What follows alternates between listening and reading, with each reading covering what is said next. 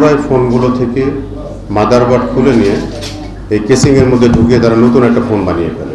157টি smartphone, যার মধ্যে 24টি iPhone, নগদ টাকা 1,15,000।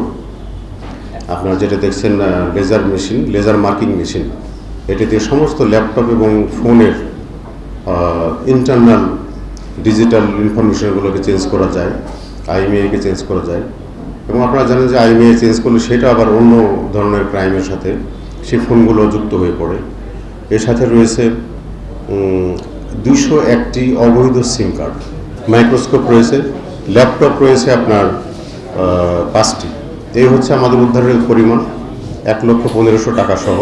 তা আমরা এখানকার এই যে চক্রটা আমরা ধরলাম, সেখানকার মূল হচ্ছে সোহেল ওরফে পার্টি সোহেল।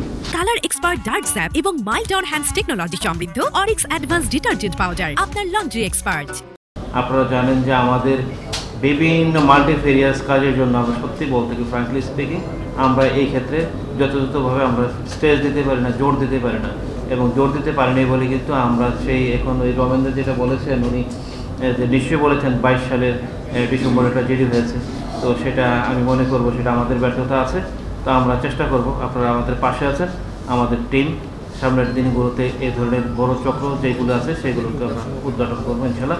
এই নগরীকে আমরা চোর, ডাকাত, ছিনতাই এবং যে কোনো ধরনের অপরাধ মুক্ত রাখার আমরা চেষ্টা করবো।